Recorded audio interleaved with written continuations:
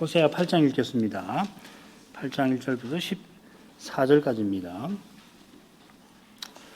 나팔을 내 입에 댈지어다. 대적이 독수리처럼 여호와의 집에 덮치리니 이는 무리가 내 언약을 어기며 내 율법을 범함이로다. 저희가 장차 내게 부르짖기를 나의 하나님이여 우리 이스라엘이 주를 아나이다 하리라. 이스라엘이 이미 선을 실어버렸으니 대적이 저를 따를 것이라. 저희가 왕들을 세웠으나 내게서 말미암지 아니하였고 저희가 방백들을 세웠으나 나의 모르는 바며 저희가 또 그 은 금으로 자기를 위하여 우상을 만들었나니 파멸을 이루리라. 사마리아여 내 송아지는 버리웠느니라. 내 노가 무리를 향하여 타오르나니 저희가 어느 때에야 능히 무죄하겠느냐. 이것은 이스라엘에서 나고 공장이 만든 것이라. 참 신이 아니니 사마리아의 송아지가 부셔드리우리라. 저희가 바람을 심고 광풍을 거둘 것이라. 심은 것이 줄기가 없으며 이상은 열매를 맺히지 못할 것이요 서로 맺힐지라도 이방 사람이 삼키리라. 이제 이스라엘은 이미 삼키웠은즉 이제 열국 가운데 있는 것이 기뻐하지 아니하는 그릇 같도다. 저희가 홀로 처한 들나귀처럼 아수르로 갔고 에브라임이 값주고 연애하는 자들을 얻었도다. 저희가 열방 사람에게 값을 주었을지라도 이제 내가 저희를 모으리니 저희가 모든 방백의 임금의 지어준 짐을 인하여 쇠하기 시작하리라. 에브라임이 죄를 위하여 제단을 많이 만들더니 그 제단이 저로 범죄케 하는 것이 되었도다. 내가 저를 위하여 내 율법을 만 가지로 기록하였으나 저희가 관계없는 것으로 여기도다. 내게 드리는 제물로 말할지라도 저희가 고기로 제사를 드리고 먹거니와 여호와는 그것을 기뻐하지 아니하고 이제 저희의 죄악을 기억하여 그 죄를 벌하리니 저희가 애굽으로 다시 가리라.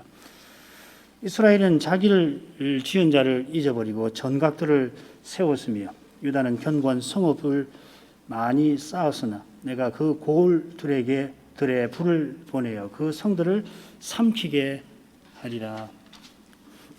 우리가 지난 7번에 걸쳐서 호세아서의 첫째 본론을 살폈죠. 오늘부터는 이 둘째 본론을 살피도록 하겠습니다. 둘째 본론은 첫째 본론에서 다룬 이스라엘의 범죄에 대한 하나님의 심판을 주로 다룹니다. 오늘 금방 낭독한 호세아 8장만 봐도 하나님의 심판을 가리키는 표현들이 계속 이어지고 있습니다. 물론 여호와께서 범죄한 이스라엘을 심판하시는 거니까 자연히 이스라엘의 죄를 가리키는 내용도 이어지겠죠. 바로 이 사실 때문에 얼른 읽으면은 둘째 본론이 첫째 본론과 아주 비슷하게 보일지 모릅니다. 심지어 호세아서 전체가 비슷하게 읽히는지 모릅니다. 대부분의 신자들이 그런 어려움을 갖는 게 사실이죠. 문답 나누기를 해보십시오 하면은 어디서 끊기는지 사실은 대단히 어렵습니다. 우선 간단한 줄거리를 생각을 하죠. 8장 1절부터 3절까지가 머릿말이 되는데 이스라엘이 언약을 어겨서 대적이 독수리같이 그들을 덮칠 거다. 심판에 관한 경고고요. 그 다음에 8장 4절부터 14절까지는 이스라엘의 범죄에 대해서 다룹니다. 두 가지 죄악이 나옵니다. 그리고 역시 이방 사람이 삼킬 것이다. 심판에 관한 경고도 나오고요. 그 다음 9장 1절부터 9절까지는 행음한 이스라엘의 형벌의 날이 이럴 것이다 하는 심판의 경고고 마찬가지로 9장 10절부터 17절까지 좋은 열매였던 이스라엘을 하나님이 버리실 수밖에 없다 하는 거고요. 그 다음에 10장 1절부터 10절까지는 다시 이스라엘의 범죄가 나옵니다. 여기서도 역시 두 가지 범죄가 언급되어 있는데 두 마음, 두 범죄. 역시 그 영광이 떠나간다. 이카봇, 이스라엘의 멸망에 관한 말씀이 나오고요. 맺은 말 10장 11절부터 15절까지입니다. 에브라임이 악을 밭갈아서 죄를 거둔다. 그래서 심판을 피하지 못한다는 이야기죠. 심판하실 것이라는 이야기입니다. 그러니까 머릿말, 맺은 말 중간에 나오는 그 단락들에서 이스라엘에게 이 말 여호와의 심판이 강조되고 있습니다. 그 사이사이 2번하고 밑줄 친 2번이죠. 8장 4절부터 14절, 10장 1절부터 10절에 이 이스라엘의 두 가지 죄가 언급이 되는데, 이 두 가지 죄는 두 사명, 제사장 나라와 거룩한 백성의 사명을 저버린 그런 것입니다. 두 가지 죄를 지적하면서 역시 심판을 분명히 교훈을 하고 있습니다. 간단하게 이 지도처럼 이 줄거리를 가지고 이제 본론으로 가보죠. 8장 1절부터 3절까지 읽겠습니다. 나팔을 내 입에 들지어다. 대적이 독수리처럼 여호와의 집에 덮치리니 이는 무리가 내 언약을 어기며 내 율법을 범함이로다. 저희가 장차 내게 부르짖기를 나의 하나님이여 우리 이스라엘이 주를 아나이다 하리라.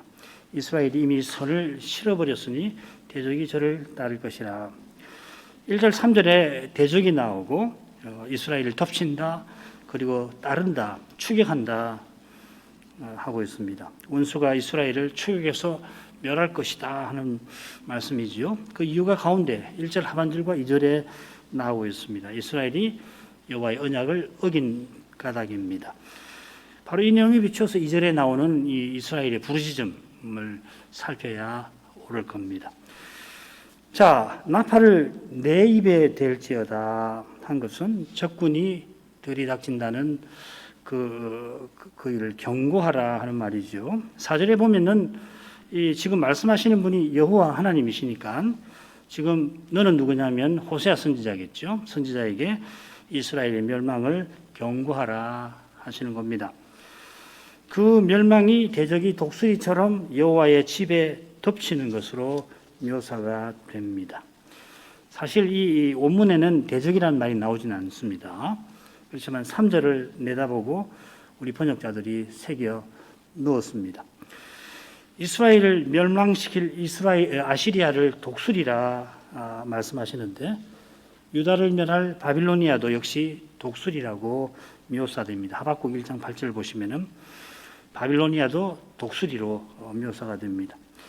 독수리가 사나운 맹금이니까 아시리아가 이스라엘을 무섭게 공격해서 백성을 죽이고 또 재산을 빼앗을 것을 가리키겠죠. 그런데 여호와께서 독수리 날개로 이스라엘을 여호와께로 업어 언약을 맺게 하신 사실, 출애굽기 19장 4절을 암시하는 것도 같습니다. 어미 독수리가 새끼 독수리들어 나는 법을 가르칠 때 새끼가 약해서 그만 날다가 아래로 추락하면은 어미 독수리가 얼른 날아가서 날개로 엎습니다. 그리고 다시 올려서 다시 떨어뜨리고 날도록 훈련을 시키는 거죠. 그처럼 여호와께서 시내산에 이르기까지 이스라엘을 보호하며 가르치셨습니다. 독수리의 이미지에서 우리가 놓치지 말아야 할 것이 있는데, 여호와 하나님이 이스라엘을 내 장자로 아들로 삼으신 사실입니다. 이 친밀한 관계, 부자 관계지요. 호세아서에서는 부부 관계로 표현이 되었는데, 특별히 내 장자라 하실 때는 제사장 나라와 거룩한 백성의 사명을 주신 것과 붙어 있습니다. 이 제사장이나 왕이나 다 장자거든요. 나아가 이는 우리가 장차 그리스도와 함께 아버지의 나라를 상속받을 것을 가리키기도 합니다. 여호와께서 이스라엘과 언약 맺으신 것이 거룩한 은혜를 베푸신 일입니다. 이렇게 은혜 베푸신 하나님이 자기 백성을 원수에게 넘기십니다. 이스라엘을 여호와의 집이라고 언급하십니다. 여호와의 집이라고 하는 것은 하나님 백성을 가리킵니다. 민수기 11장 7절을 보면은 이 모세가 여호와의 온 집에 충성하였다. 하나님 백성을 다스리는 일을 했다는 거죠. 그런데 이 집은 여호와께서 임재하셔서 함께 하신 것을 나타냅니다. 여호와께서 자기 백성을 이제 버리시지만은 그들을 여전히 여호와의 집이라 부르고 계시는 것을 주목할 필요가 있습니다. 이것은 이스라엘을 영영 버리시지 아니할 것을 암시합니다. 유다가 멸망할 때 여호와의 영광 구름이 성전을 떠납니다마는 그 영광 구름이 이 바벨론 그발 강가 유다의 포로들에게 가십니다. 그처럼 여호와께서 장차 여호와의 종으로 오셔서 배도한 자기 백성에게 죽임 당함으로써 친히 언약을 이루실 것입니다. 예수님의 십자가의 신비죠. 그 종이, 여호와의 종이 모세처럼, 그러나 모세보다 하나님의 온 집에 지금 충성하고 계십니다. 우리가 이 종을 믿어서 그분처럼 끝까지 신실하면 하나님의 집이라 히브리서 말씀이죠.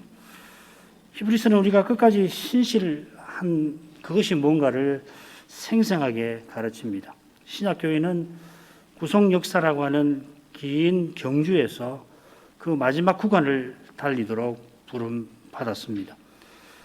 우리는 이 마지막 구간의 마지막 부분을 지금 달리고 있는지 모릅니다. 경주를 잘 하려면은 오직 믿음의 주여 온전케 하시는 예수님을 바라보아야 합니다. 주님께서 십자가를 참으사 앞에 있는 즐거움에 나아가신 것처럼 우리도 그분의 능력, 그리스도의 능력을 짊어지고 그리스도께서 앞서 나가신 거기에 이르러야 합니다. 여호와께서 그렇게 사랑하시는데도 원수들어 여호와의 집을 덮치게 하셨는데 그 이유가 무리란 말에는 없습니다. 그들이 내 언약을 어기며 내 율법을 범한 데 있습니다. 이스라엘이 언약을 어겼는데 이 언약을 내 언약이라 부르십니다. 내 언약 그리고 내 율법이라 덧붙이십니다. 바리새인들이 우리가 율법을 가졌다 하고서 자기를 높이고 율법을 우리가 잘 지킨다 하고서 자기를 자랑하는 것은 이 내 언약의 의미를 제대로 깨닫지 못한 데에서 생긴 겁니다. 이스라엘은 하나님과 언약을 맺을 자격도 그 언약을 이룰 능력도 없습니다. 하나님께서 주도해서 언약을 맺어주시고 또 맺을 수 있도록 해주시는 겁니다. 그래 맺을 수 있도록 여호와께서 이집트에서 구속하셨죠. 이 은혜를 늘 기억해야만 율법의 정신을 알고 율법의 정신을 알면은 더욱 그 은혜를 겸손히 구하게 됩니다. 은혜를 기억하는 것은 자기가 죄인인 것을 고백하는 것이듯이 율법의 정신을 제대로 알면 사람이 그 정신을 제대로 받을 수 없다는 것을 스스로는 받들지 못한다는 것을 깨닫습니다. 이스라엘이 여호와의 집에서 제사 드릴 때 바로 이것을 깨닫게 하셨고 깨달을 때 오실 메시아를 바라보게 하신 것입니다. 그런데 바리새인들은 정작 오신 메시아를 죽이려 했습니다. 그처럼 북이스라엘과 남유다가 지금 하나님의 언약을 어겼다는 것은 오실 메시아를 바란 것이 아니라 사람의 힘과 꾀로 열국 중에 하나가 되려 했기 때문입니다. 그러니까 사람의 힘과 꾀로 행한다는 것하고 그리스도를 믿는 것하고는 딱 붙어 있는 것이라는 말이죠. 그죠?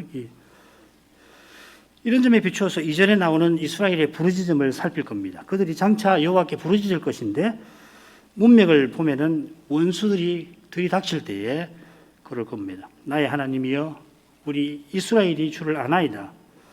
여기 나의 하나님 우리 이스라엘이라고 하는 표현을 보면은 이 부르짖음이 하나님을 향한 이스라엘 공적인 태도라고 하는 것을 보여줍니다.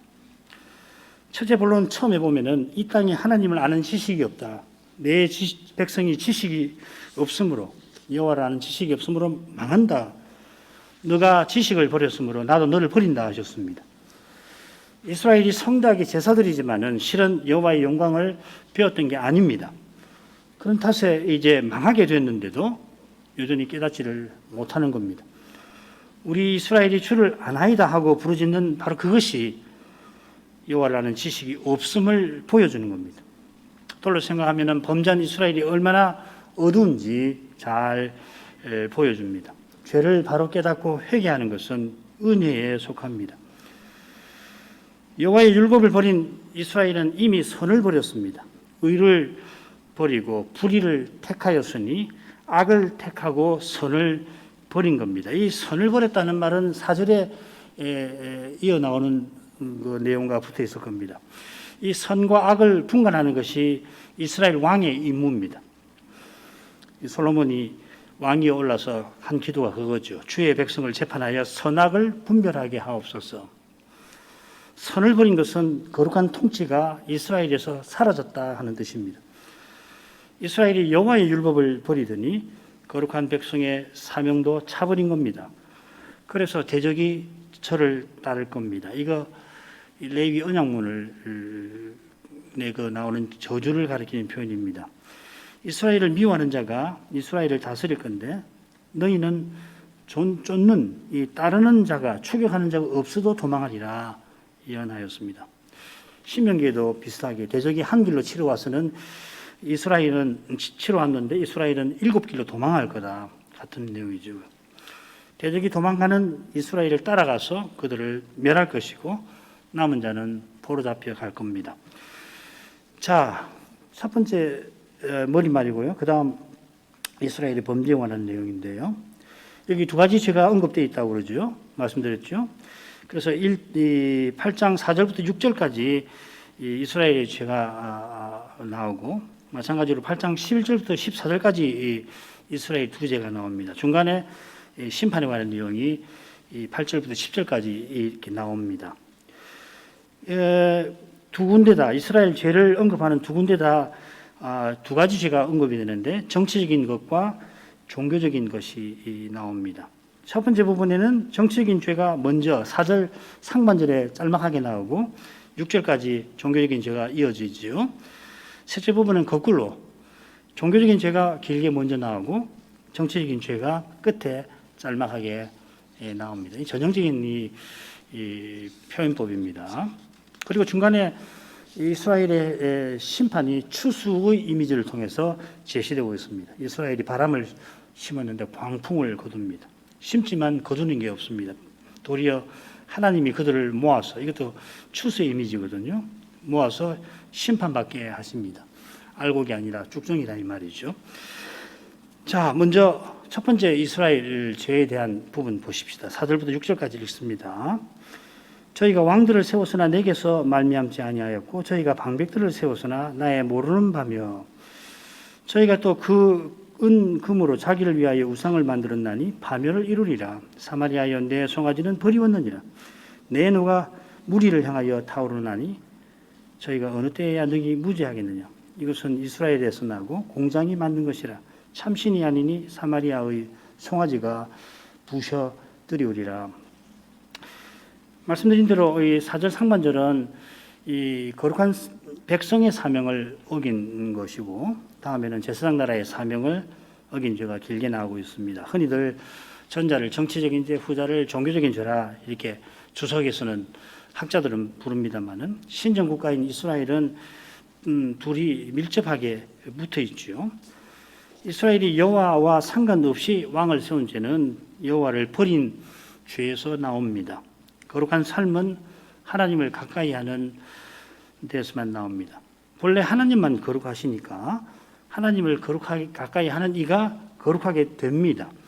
하나님의 거룩한 영광이 하나님을 가까이 하는 인생을 거룩하게 만듭니다. 하나님을 닮게 만드는 거죠. 고린도서 3장 18절에서는 주의 영광을 봐서 부활하신 그리스도를 우리가 닮는다 그 말이죠. 달리 사람의 거룩한 삶은 나오지 않습니다. 하나님을 바르게 예배하지 않고서는 사람이 하나님을 닮을 길이 없습니다. 하나님을 가까이 아니하고 하나님 거룩하게 살려고 힘쓰는 사람, 그러니까 사람들은 대단히 경건하게 보입니다만은 하나님 앞에 실로 가증한 것이 될 수가 있을 겁니다. 이스라엘이 왕과 방백을 세운 일을 하나님께서 모르는 일이라 하십니다. 이런 일이 북이스라엘 건국 때부터 있었습니다.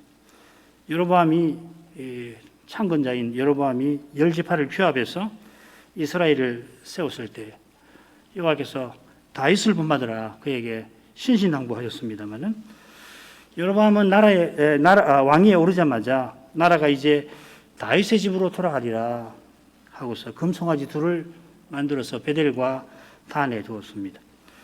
하나님이 가장 미워하시는 일을 여로보암이 건국 때부터 한 겁니다. 여로보암이 성전 규례를 허문 이유가 어디 있냐면 권력욕에 있는 거죠. 이후로 북이스라엘의 왕들이 다 여로보암의 길로 행하였습니다. 여로보암의 죄를 따라 행하였다 하는 표현이 거듭 나오죠. 여호와께서 여로보암의 때에 여로보암의 죄로 인하여 이스라엘을 버리시리라 예언하셨는데 이후 모든 왕이 여로보암처럼 행하였으니 이스라엘이 멸망을 피할 도리가 없습니다.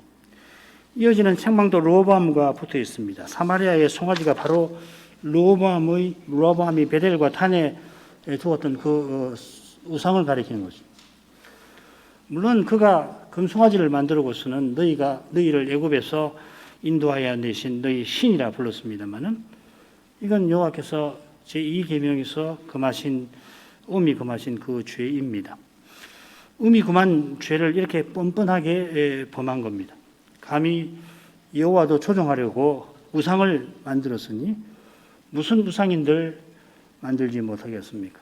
그 금으로 자기를 위하여 우상들을 만들었나니 이미 살핀 대로 이스라엘이 하나님께 주신 은금으로 바알들을 만들었습니다. 어쩌면 이 우상들은 금송아지 둘을 가리킬 수도 있습니다만은 이렇게 해석할 수 있습니다. 바알들을 만든 목적은 안정과 풍요였습니다. 똑같은 목적으로 금송아지를 만들어 여호와도 그렇게 섬겼던 겁니다. 사실 섬긴 게 아니지요. 여호와도 자기네 목적에 이용한 겁니다. 자기를 위하여. 이게 섬기는 게 아니지 않습니까? 자기 목적을 위해서 섬기는 척하면서 하나님이 자기 목적에 이바지하도록 만든 거죠. 이 우상들이 파멸을 이루리라 하십니다. 안정과 풍요를 위하여 우상들을 만들었지만은 그 우상들이 파멸을 가져올 겁니다. 그처럼 사마리아여 네 송아지는 버리웠느니라 하십니다. 버리웠다고 새겼습니다만은 실은 네 송아지가 너를 버렸다 이렇게 새기는 게 낫습니다. 이런 번역도 가능하고 동사의 형태를 보면 이런 번역이 더 낫습니다. 송아지를 아무리 섬긴들 사람이 만든 그 금덩어리가 원하는 사람이 만든 그 금덩이 금 송아지가 풍요와 안정을 주지는 못합니다. 우상은 공장이 만든 겁니다. 만든 사람보다 못합니다. 입이 있어도 말하지 못하고 손발이 있어도 움직이지 못합니다. 손발 있는 사람이 우상을 만듭니다. 그런 우상을 섬기면은 우상처럼 살았지만 죽은 거나 다름없습니다. 이미 죽음을 살고 죽음을 향하는 겁니다. 이게 파멸을 이루리라는 경고입니다. 여호와의 노가 그들을 향하여 타오르십니다. 저희가 어느 때에야 능히 무지하겠느냐 하실 만큼 타오르십니다. 어느 때에야 이 표현이 고난 중에서 시인들이 하나님께 간구할 때 자주 쓰는 표현이지요. 시인이 어느 때까지입니까? 하고 간구하는데 하나님께서 이스라엘을 향한 예절한 그 심정을 본받아서 그렇게 간구하는 것이죠. 하나님께서는 천년을 하루같이 여기며 우리의 죄를 참으십니다. 언제까지나. 바로 이런 사랑에 우리의 인내가 있는 겁니다. 우리가 인내한들 어찌 하나님만 하겠습니까? 여기 무죄함이라는 말은 형벌에서 벗어났다 하는 뜻입니다. 달리 표현하면 언제까지 이렇게 벌 받을 상태로 있겠느냐 하는 것입니다. 지금 이스라엘은 멸을 계속 벌고 있습니다. 이것은 이스라엘에서 나고 했습니다. 베델과 산에 둔 금송아지 우상을 가리키는 거죠. 우상인데 이스라엘에게서 나왔습니다. 그래서 사마리아의 송아지, 또 5절에서는 내 송아지라고 부르십니다. 하나님 내 언약이라고 하시는 것과 대조되는 거죠. 하나님을 모신 이스라엘에게서 우상이 나왔으니 실로 기막힌 일입니다. 그건 반드시 부셔뜨려야 할 것입니다. 여호와께서는 금을 아예 빼버리시고 그냥 송아지라 부르시고 참 신이 아니라 하십니다. 이스라엘이 곧 멸망에 닥쳐서 여호와를 나의 하나님 이렇게 부르겠지만은 그들의 신은 실은 송아지입니다. 하나님이 지으신 송아지는 제사라도가 아니죠. 제사에 드릴 수가 있지만은 그들이 만든 송아지는 사람이 만든 가짜 신입니다. 어떻게 신을 사람이 만드는 겁니까? 말이 안 맞는 거죠. 믿지 않냐는 사람이 신을 만드는 것은 하나님께서 그러나 날마다 계시하는 데 있습니다. 그래 하나님을 안 믿는 사람도 알아요. 그래 하나님이라는 관념도 생기고 부르기도 합니다만은 바로 알지 못하니 우상을 만들어 신으로 섬기는 겁니다. 그런데 이스라엘은 선자를 통하여 계시를 받고서도 우상을 만듭니다. 계시를 받았기 때문에 금송아지를 너희를 이집트에서 인도하여 낸 너희 신이라 합니다만은 이것이 바알들을 섬기는 것만큼 어쩌면 더 가증할 것입니다. 가장 가증한 것은 장차 적그리스도가 하나님의 성전에서 자기를 신이라 하는 그것일 겁니다. 하나님께서 가장 미워하시는 것이 믿지 아니하는 세상에서 나는 게 아니라 믿노라 하는 자기 백성에게서 나는 겁니다. 말씀 듣고 깨닫는 일은 실로 중대한 일입니다. 그 다음 부분으로 하죠. 7절부터 10절까지 읽겠습니다. 저희가 바람을 심고 광풍을 거둘 것이라. 심은 것이 줄기가 없으며 이삭은 열매를 맺히지 못할 것이요 서로 맺힐지라도 이방 사람이 삼키리라. 이스라엘은 이미 삼키었은즉 이제 열국 가운데 있는 것이 기뻐하지 아니하는 그릇 같도다. 저희가 홀로 처한 들나귀처럼 아수르로 갔고 에브라임이 값주고 연애하는 자들을 얻었도다. 저희가 열방 사람에게 값을 주었을지라도 이제 내가 저희를 모으리니 저희가 모든 방백에 임금에 지어준 짐을 인하여 쇠하기 시작하리라. 바로 앞부분에서도 이 이스라엘의 심판이 여러 번 언급이 되었습니다마는 이 부분에서 바로 심판의 주제를 직접 다루시고 계십니다. 추수의 이미지들을 사용을 했는데 성경에서 하나님의 심판이 흔히 추수의 비유가 되지요. 심는다, 거둔다, 또 모은다라고 하는 것도 그렇습니다. 이스라엘이 하나님 대신 우상을 섬기고 거룩한 백성이 아니라 열국 중 하나가 되려 한 것이 바람을 심는 겁니다. 이 세상에서는 다들 그렇게 사니까 별로 대단한 게 아닐지 모릅니다만은 이것은 광풍 같은 파멸을 불러오는 두려운 것입니다. 안정과 풍요를 추구하는 것이 산들바람을 맞는 것 같지만은 산들바람이 아니라 실은 광풍을 예고하는 심상치 않은 공기의 움직임입니다. 이 심상치 않음을 감지하는 능력이 거룩한 감각입니다. 이 신자만이 갖는 것이에요. 이스라엘이 심은 것이 줄기가 없고 이삭은 열매를 맺지 못합니다. 심은 것이 싹을 틔우지만 금세 시들합니다. 혹 줄기로 자라서 이삭이 납니다마는 열매를 맺지 못합니다. 텅 빈 겁니다. 용케 열매를 맺더라도 이방 사람이 삼킵니다.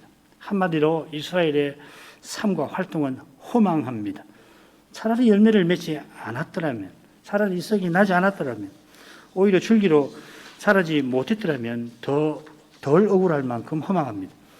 그러나 억울하게 생각할 것이 아니라 회개해야 합니다. 그러나 회개할 기회를 이미 놓치고 말았습니다.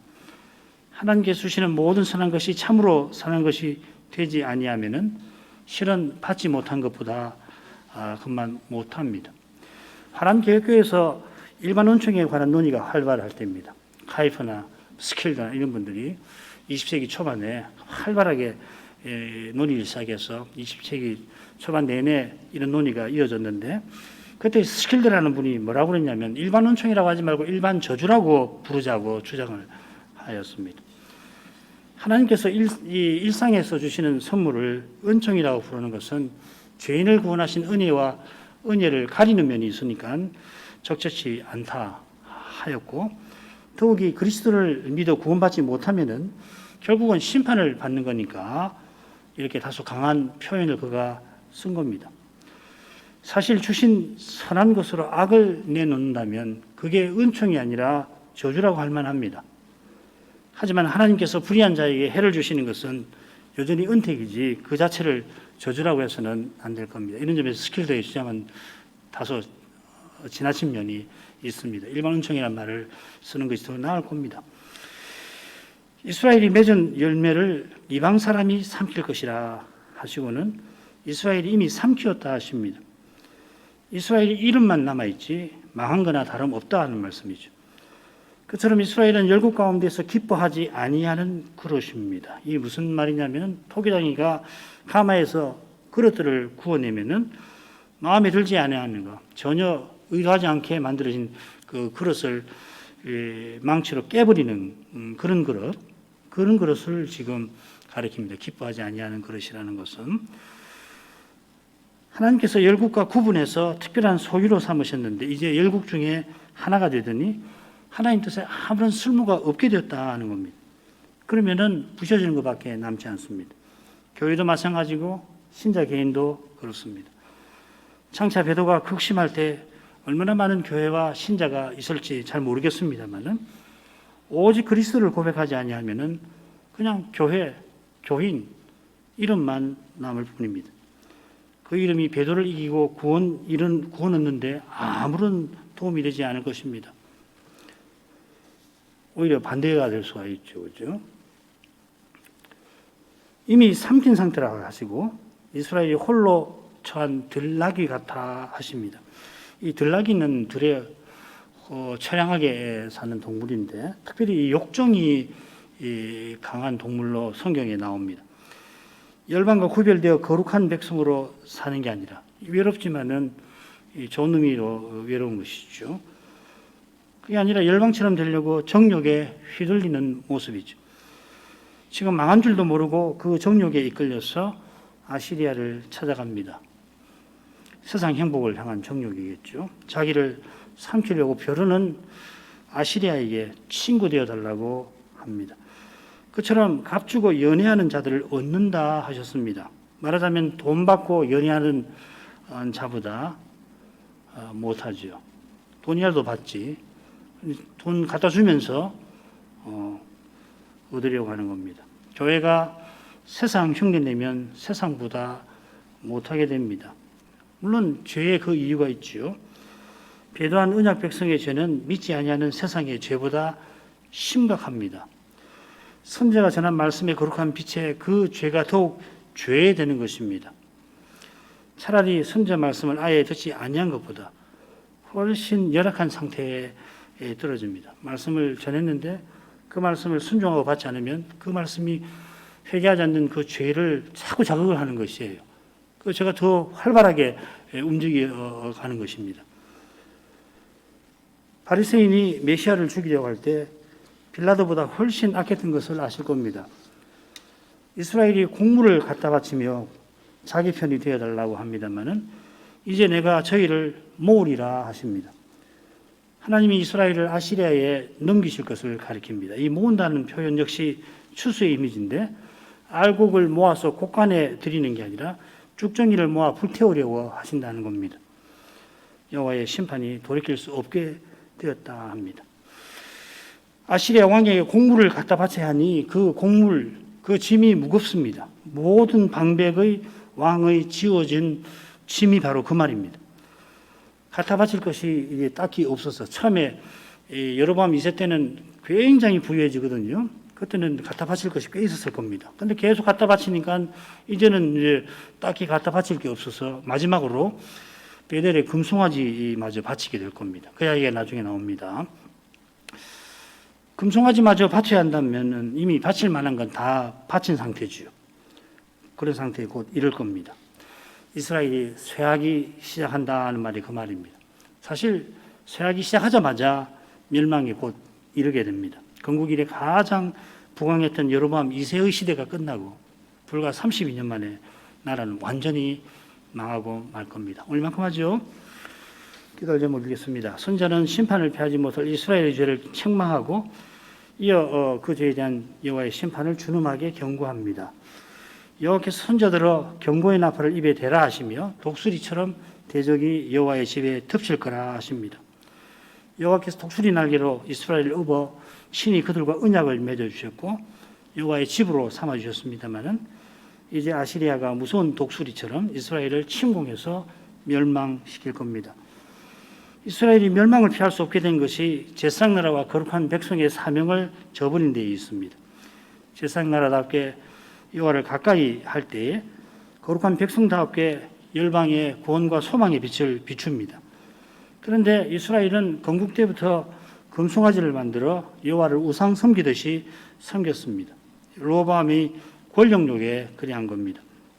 그때부터 한 번도 회개한 일이 없고 그처럼 모든 왕들이 여로보암의 죄를 쫓아 행하였습니다. 200년이 넘도록 여호와께서 참고 참으셨습니다마는 더 이상 그냥 두고 보실 수 없게 되신 것입니다. 이스라엘의 역사에서 우리 교회에게 주신 사명이 이 시대에 얼마나 중요한지를 생각하게 됩니다. 교회라면은 그리스도 교회의 가장 바른 자태를 드러내려고 추구하고 바른 자태를 늘 드러내야 하겠습니다마는 이 시대는 그게 희귀해졌습니다. 마땅히 그리스도를 드러내고 사는 것이 이 시대의 사명이 되었습니다. 이 사명을 이루는 길이 어디 있는지 우리는 잘 압니다. 그런 점에서 지금 우리가 얼마나 하나님 자비를 간절히 구해야 할지 모를 수가 없겠습니다. 오늘도 겸손히 주님의 은혜와 특별히 긍휼을 구하도록 하겠습니다. 이번 금요일에 조사 시치가 있는데 주께서 조사 후보생들에게 말씀 깨닫는 은사를 더해 주시기를, 또 신학생들에게도 더해 주시기를 기도하겠습니다. 기도하겠습니다. 거룩하신 아버지, 선제를 통하여서 배도한 북이스라엘을 심판하실 것이라 하신 그 말씀에서 여호와 하나님의 그 거룩한 심정을 오늘도 잠시 조금이지만 엿보게 하시니 감사드립니다. 말씀의 거룩한 빛이 아니고서 어떻게 이 낮고 천한 인생이, 더욱이 죄무한 인생이 거룩하신 하나님의 심정을 감히 헤아릴 것입니까? 하나님께서 인생을 사랑하셔서 이러한 심정을 드러내시되 성경에 이처럼 기록하게 하셨습니다. 이스라엘의 죄를 철저하게, 사람의 생각에 때로 잔인하다 생각될 만큼 드러내시는 그 심정이 여호와 하나님의 거룩한 사랑에서 나온 것임을 이날에도 깨닫게 하십니다. 여호와께서 대적이 독수리처럼 여호와의 집을 덮칠 것이다 경고하셨습니다. 독수리가 사나운 짐승이라 약한 양이나 상처 입은 짐승을 무섭게 공격하고 잔인하게 물어뜯듯이 아시리아가 힘없는 이스라엘을 곧 공격할 거고, 과연 경고하신 대로 그 일이 일어났습니다. 호세아가 활약하던 여로보암 2세 시대가 막을 내리고 불과 32년 만에 이스라엘은 멸망하였고, 언약 백성은 형언할 수 없이 비참한 몰골로 포로 잡혀가서 말도 물도 선 그 땅에 끌려갔습니다. 여호와께서 거룩한 진노를 자기 백성에게 마땅히 쏟으셨습니다마는 대적이 독수리처럼 덮칠 거라 말씀하신 데에서 독수리 날개로 이스라엘을 이집트에서 건져서 시내산에 이끄신 그 사랑을 호세아의 말씀을 겸손히 받던 백성들에게 일깨우신 줄로 압니다. 멸망할 이스라엘을 여전히 여호와의 집이라 부르신 데에서 이스라엘 멸망에서 여호와께서 어떤 심정을 품고 계시는지 그들로 헤아리게 하셨습니다. 사람이 생각해도 이스라엘이 여호와께 조금의 연민도 동정도 받을 수 없을 만큼 부패하였습니다. 곧 망하는데도 그들은 회개는커녕 변명하되 심지어 거짓으로 변명합니다. 우리가 여호와를 알았다며 부르짖습니다. 우리가 마땅히 여호와를 알아야 했지만은 실은 여호와 대신 우상을 섬겼습니다. 이렇게 가슴을 찢고 고백해야 합니다마는 망하는 순간까지 그들은 자기들의 죄가 무엇인지 바로 알지 못합니다. 그저 멸망해서 벗어나 그저 살려고 발버둥 칠 뿐입니다. 제가 이렇게 무서운 것을 생각합니다. 죄를 철저히 회개하지 아니하면 누구라도 이스라엘처럼 이렇게 어두워지고 만다는 것을 저희 마음에 새깁니다. 바울 사도가 날마다 내가 죽노라 고백한 것처럼 날마다 자기를 부인해야만 죄의 이 무서운 세력에 무너지지 않을 것입니다. 성신을 전심으로 의지해야만 그 죄의 세력을 이기고 전진할 수 있겠습니다. 인생이 얼마나 연약한지 늘 깨닫고서 겸손히 주님만을 바라야만 저희가 이 두려운 시대와 이 시대의 도전을 견디고 또한 이기며 전진하여 갈 것입니다. 그 길은 하나님의 모든 말씀에서 오직 그리스도를 배우는 데 있겠습니다. 그리스도의 거룩한 빛만이 죄와 죽음의 현실에서 보아야 할 것을 보게 합니다. 보아야 할 것을 보는 교회와 신자는 더욱 그리스도를 바라보게 될 것입니다. 그리스도 외에는 이 현실을 이길 능력과 지혜가 사람에게 없는 것을 더욱 깨닫게 하시기 때문입니다. 저희가 이 시대의 주님의 교회로 부름받은 사명을 생각할 때 저희 당한 이 현실에서 보아야 할 것을 보아야만 꼭 볼 수 있게 해주시기를 더욱 구하게 됩니다. 주님이시여 주의 교회가 가야 할 길을 친히 보여주시고 친히 이끌어 주시기를 이제도 엎드려 구합니다. 달리는 이 두려운 시대에 길지 않을 수가 없겠습니다. 점점점 주님의 교회들이 가야 할 길은 힘들어지고 있습니다. 불과 10년 후면은 이 나라에서 바른 교회로 솟아나가는 길이 지금보다도 훨씬 어려울 줄 압니다. 훨씬 어려운 정도가 아니라 어쩌면은 사람의 눈에 불가능하게 보일 만큼 어려워질 것이 분명합니다. 이러한 시절에 우리에게 있어야 할 것이 무엇인지 면밀하게 살피게 해주시고, 그러한 시대에도 오히려 더욱 순수한 말씀을 전하고 받는 그런 교회로 서나갈 수 있게 해 주옵소서. 예수님의 이름으로 기도합니다. 아멘.